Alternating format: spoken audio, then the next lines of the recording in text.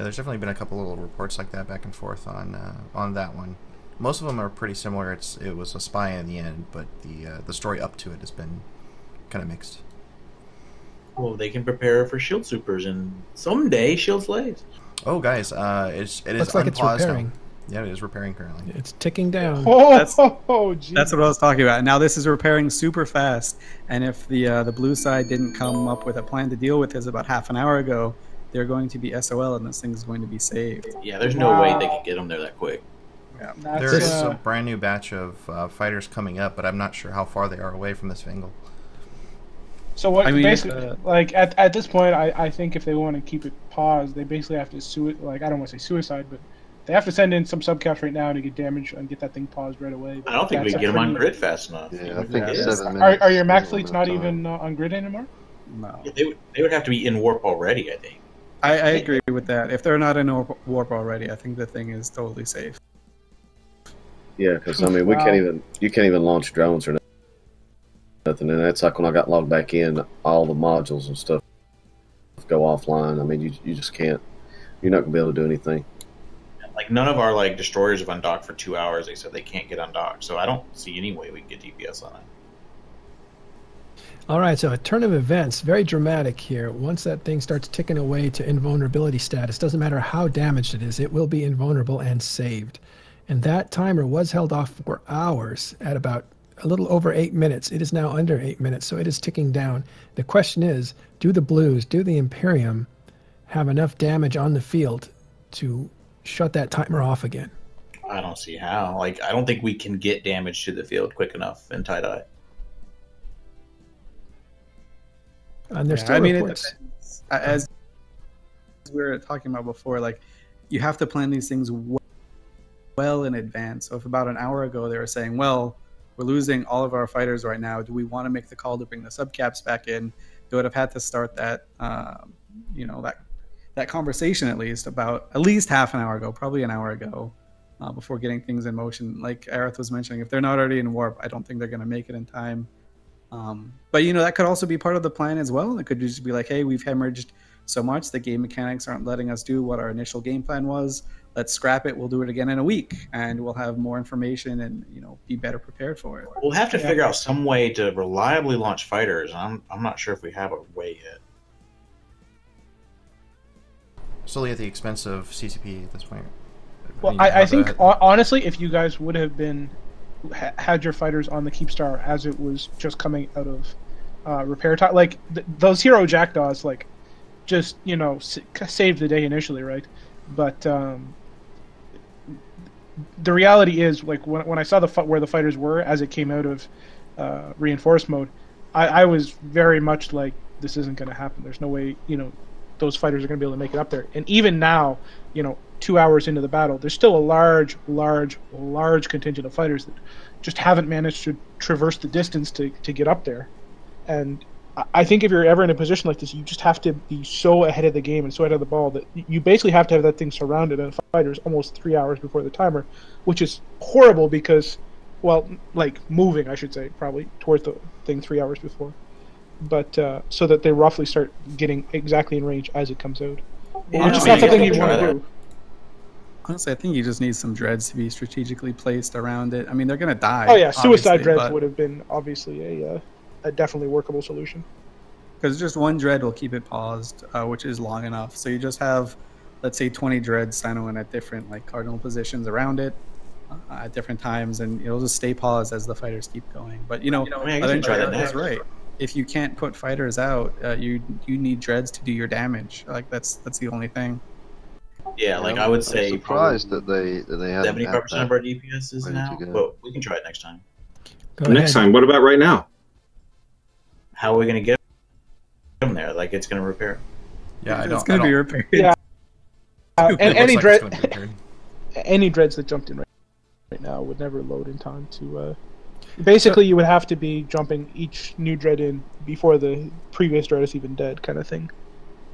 At least this is something you predicted, that NC was wearing down the damage, and now the ticker has started again. Can you just review what's happened in the last few minutes that's changed the nature of this fight?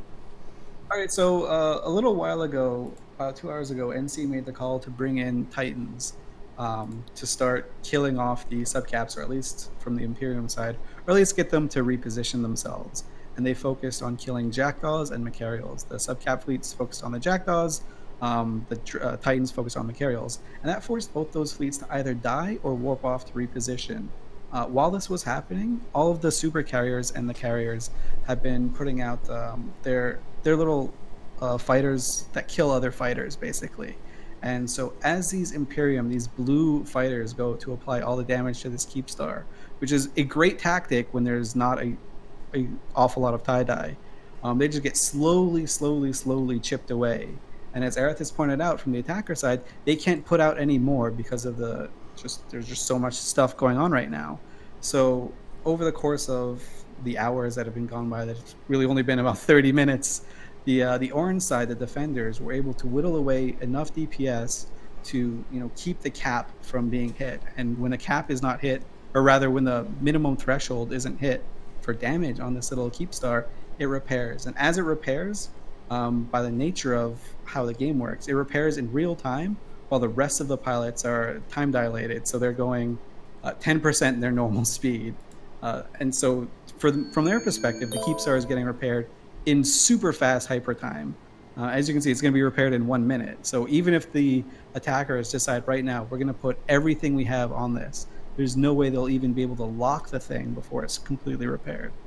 Yeah, and so from our perspective, our battle plan was, okay, we knew some fighters would go there, and they would die, and you would just keep launching more to replace the ones that died. But that doesn't work if they can't launch. And then, so not only do we not have all the ones we had in the supercarriers die, we never even had an opportunity to reload. So, pre-staging fighters doesn't really matter in this level of tie-dye. So you either need less people in system to where this tactic will work, or, to Billy's point earlier, we would have to maybe have them all right on the keep right away. And I'm not even sure that would have worked in this tie-dye. Yeah, so it's tricky to say. Like, obviously, the easy answer is, a hard commit would have absolutely done it, but nobody's gonna go with a hard commit putting supers and titans in range of That's never gonna happen. Like, well, you should never say never, but putting your titans and super carrier assets in what effectively I'm going to say is putting your super capital assets in range of the enemy's high ground, let's say, is such a tactical misplay and gives such incredible advantage to your enemy that it just makes it extremely difficult to see happen. Well, if you're willing to just push all in, and you would want to somehow bait in a safe. Is Gigex still here? Gigex would do it. He is not here. He had to go to sleep. He's in Europe. Yeah, Gigex would have done it.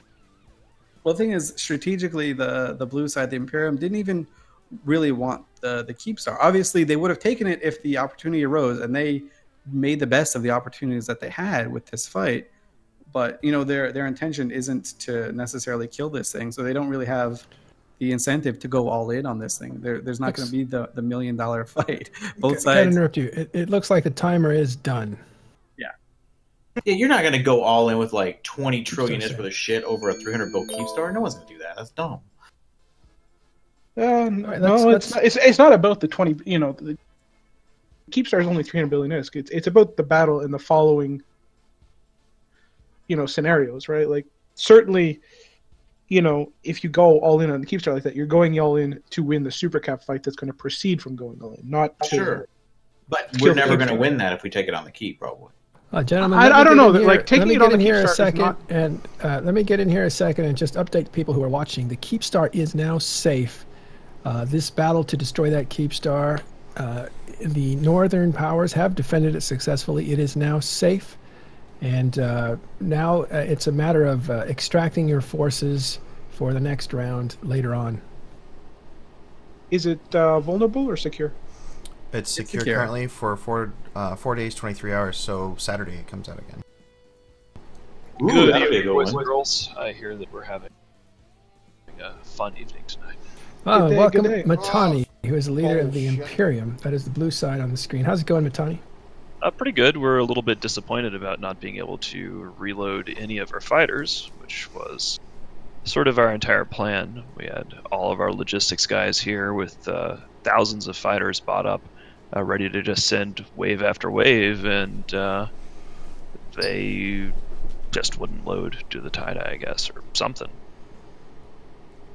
Maybe I should go So, to welp. a neutral area. We heard you were in there fighting yourself. Just Oh yeah, no, find it was out. fun for the first while, running around and having fighter-on-fighter action, the air war. But then, the other guys had a pretty good spread with their Scorpions jamming our fighters, which was great, as well as just in general attrition. We expected to be able to resupply, and we simply couldn't. It took an hour and a half for my first fighters group to load, and another hour for them to actually hit the field in my first resupply tube. And then most of our guys couldn't do it at all. So we lost critical mass of drones, and that was basically that. Yeah, it's definitely the first time we've seen a battle of this size with the fighter mechanics the way they are now. So it's definitely an interesting new development in terms of how lag works. That fighters, being reloadable or not being reloadable, I guess, is just a new piece of the puzzle to play for high lag games. It's going to be. It does remind me of an old battle of ours back during the Halloween War in 2013, where we dropped like 700 dreadnoughts on Pandemic Legion and NC Dot. And that fight, tie-dye meant that dreads didn't work at all, but Titans did, and we lost 700 dreads. Not because we used them poorly, it's just that the server's dice roll said nothing would happen. So, yeah. We lost 580. 580. I remember because I was responsible for that in the end, I guess. So. Okay, you're fourth best now. Yeah. Okay, sure. I was also the guy that made the call not to drop the supers in when we realized the dreads weren't loading. Ended up working a week later, though, so maybe that'll happen on this one, too. That's true. It did flip kind of on you guys a little bit a week later. So it happens, but now we just got to figure out another tactic. Like, it's not going to be fighters. Well, generally, when you have two fleets of this size in this proximity, that is the recipe for chaos, battle, and disaster in some way or another, right? The reason these fights are so rare is when fleets, generally, E-fleets are just fleets in being. They're not used so much as their presence is just felt without even needing to be used. But now you've got two massive armadas that are within 12 light years of each other. It just creates this incredible possibility for conflict at any moment, kind of thing. And really, the fun thing is this fight. No matter if you had fun or not on it, the fun part is going to be the next week or so, where there's going to be a lot of skirmishes around this thing.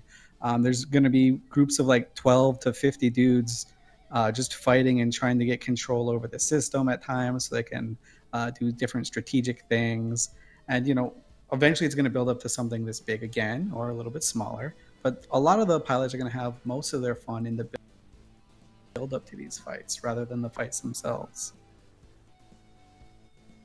Yeah, we're strategically speaking, I don't know why most of our enemies convinced themselves that we were invading the north.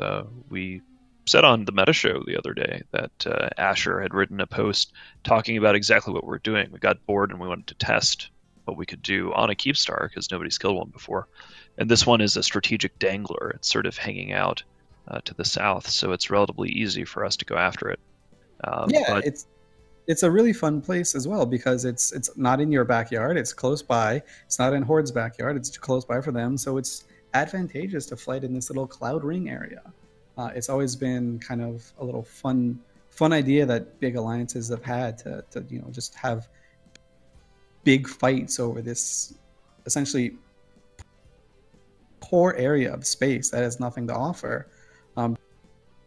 Just because it's no one's actual backyard, and you can still have your line members making money and not being interfered day to day, while still having fun every few hours. Well, I suppose by the way that this goes, the North can pat themselves on the back for preventing an invasion, and also not turning even to Serenity. I saw that was what the propaganda was, that we were going to be attacking the entirety of the Northwest, and this was where we were going to be stopped, or else. Well, to be fair, I actually thought you, for quite a while here, I thought you guys kind of had it.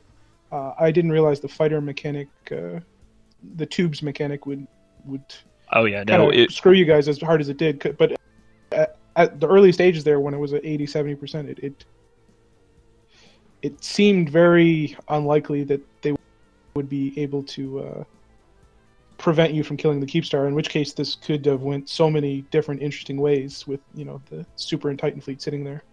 Well, I mean, if we had killed the Keepstar, basically we would have expected before it was going to go down, our enemies would have withdrawn or used asset safety to make sure that their stuff was safe.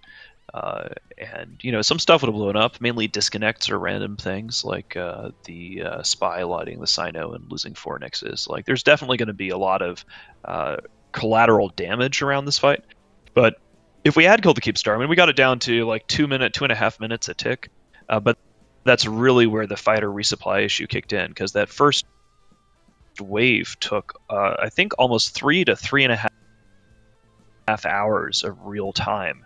And that involved also, we used a command destroyer trick that Asher and his crew came up with, where we boosted fighters faster towards the Keepstar to give them a little bit of a head start using command destroyers and an MJD.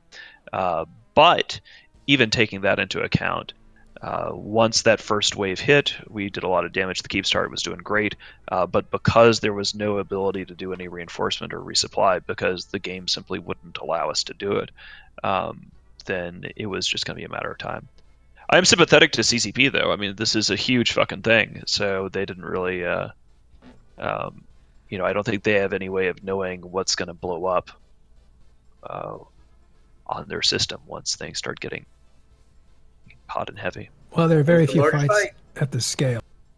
This is the largest fight that EVE has seen. We capped out at over 6,000 players inside the system itself. This definitely is one for the history books. And this is the good part about EVE, is now both sides go back and they go, okay, what do we know? What did we learn from this fight? What new tactic can we try to use to overcome, some of the problems we've seen? And then we'll theory craft some things, and maybe it'll work next time, maybe it won't, and that's fun. Well, that's the whole point of fighting here at this point. You draw up the play, and it should work. By all accounts, it should work. Everything that the Imperium did should have worked. Pushing the fighters over definitely should have done it. But just the mechanics weren't in their favor on this one, so they'll come up with something that doesn't. They've got some brilliant minds over there.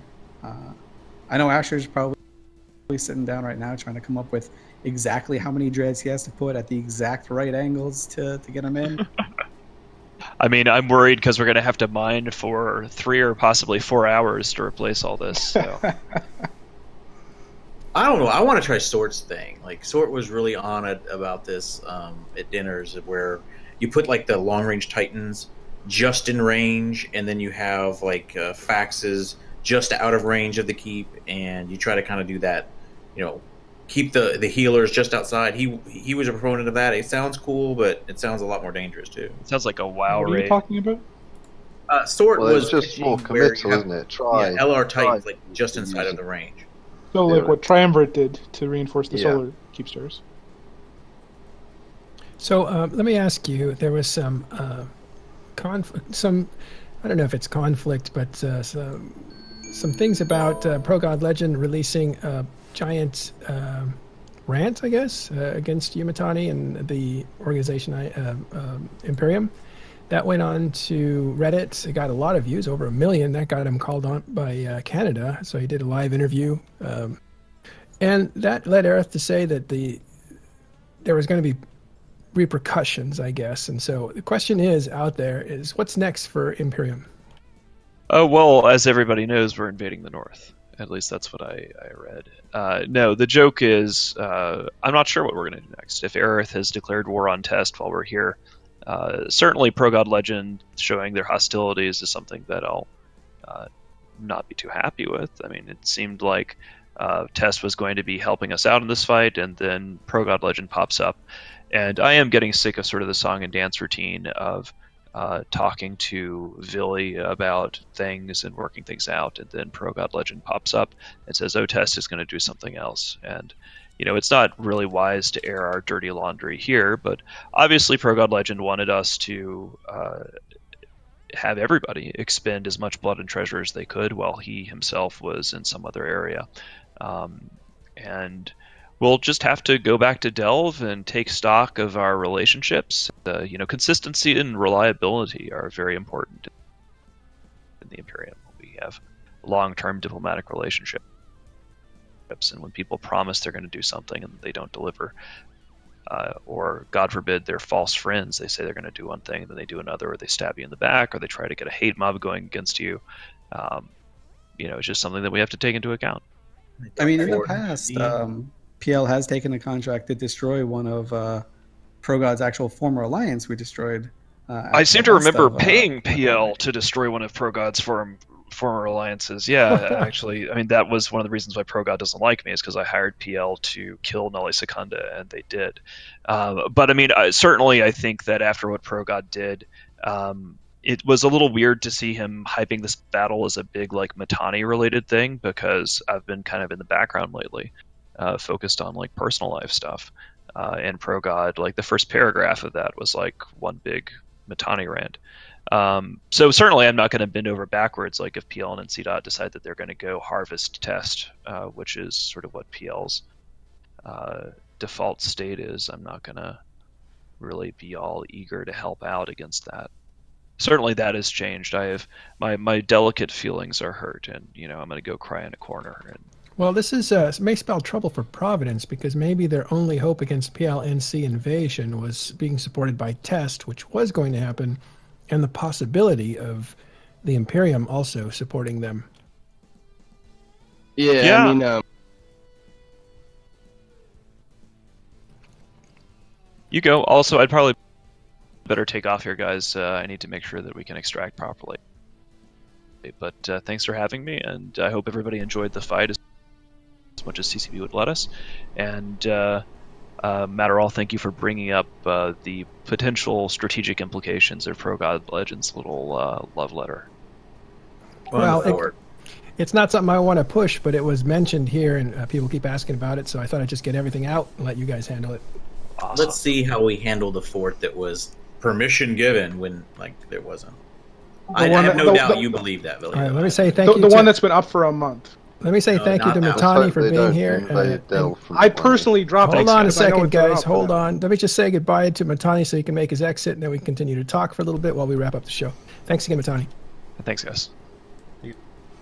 All right, Billy, you go first, and then Harvey. Wow, the man what himself. Am I going first for? Oh, I don't know if you had something to say there about the. I don't know. This thing's been up for a month. I'm like, sure. Which one are you talking about? Romeo TAC. Yeah, no, that's not the one you have permission for. You had like a Q one.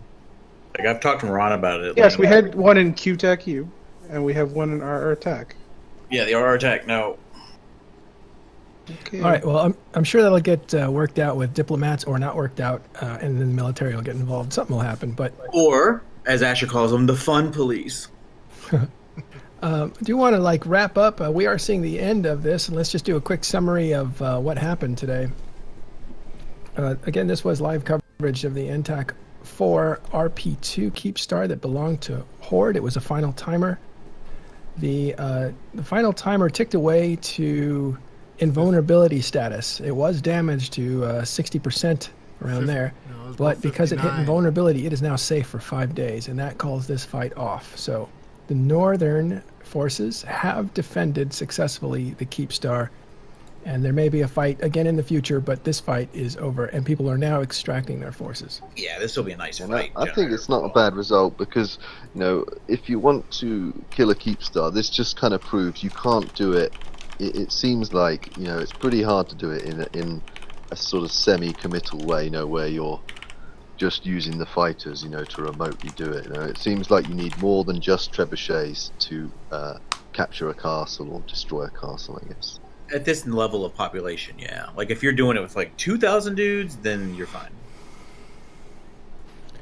All right. At least I want to say thank you to everybody who's joined us. At this point, I am going to leave, but we can have the discussion continue with all these guys. But want to say thanks to Grath, who came in and helped us out early, and Villy, who's been a star today, showing us what's going on in there and how FCs are thinking. Elise for coming in and cleaning up, basically, at the end of this. I think he predicted the results before it happened, which was really interesting. And thanks to everybody else, Never Convicted and Harvey, and of course my co-host Dirk McGurk, who is still trying to get in on this fight. Just for the record, I think I called this before, 20 minutes before it was out, for the wrong reasons, but I called it right. That's all good. And of course, Aerith on Brohamo from Severance in Providence. He filled us in on the Providence taking advantage of this fight up here. While nobody was watching, they conquered their space back pretty quickly. Not all of it, but they're working on it. Enjoy it while it lasts, Pravi. Yeah, So- no, it's been good and bittersweet, but we shout out to the Imperium and everybody. So thank you. All right, so awesome. So thank you guys very much for tomorrow, watching. We've gotten up to 11,000 viewers. Again, this was the biggest fight Eve has seen. We're glad that you guys came here to watch it with us. I am Matterall from Talking in Stations podcast. I am signing off, but I will hand it over to Life Shifter, who produced this. Thank you very much. And we'll bring in Gibberish, who just arrived up there. Thank you guys for watching. Thanks. This is Warpaint Gamer. This is Plan Side 2 player. This is the $1 million battle. Ended with the failed Keepstar. Case Keepstar basically repaired itself, so the battle's over. That's too bad. I want to see a whole bunch of Titans go down and a blaze of glory. But I hope Imperium lets me keep the stream up. It's part of history. I'm sure they're gonna monetize this, and that's okay. It's part of history. That's it.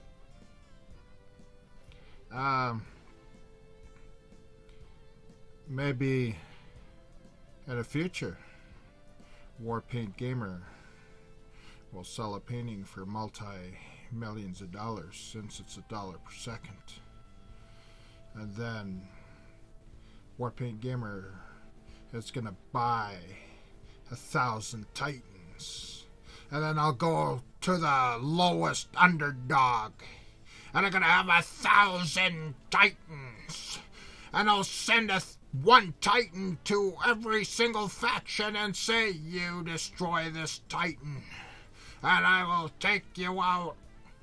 I'll wipe you all out from the face of no sect. And then 1,000 Titans will have the flag of Warpaint Gamer, from 1 to 1,000. And then every single Titan will have 10 dreadnoughts around it, and 10 carriers that'll all say Warpaint carrier 1, 2, 3. You know what I mean. And then I will take the whole game over.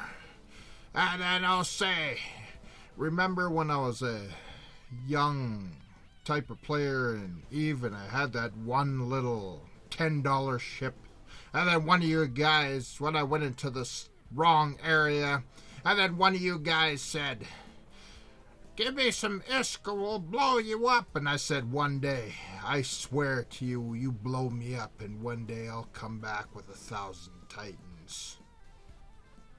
I thought, now, Joseph Charles Cohn, View, Modern Art, a casino might buy my Super Bowl ad under Joseph Charles Cohn, View, Modern Art. You see the Super Bowl one for a couple $1 million. So you never know what could happen in the future. Warpaint Gamer, YouTube, 1,000 Titans, just a painting sail away.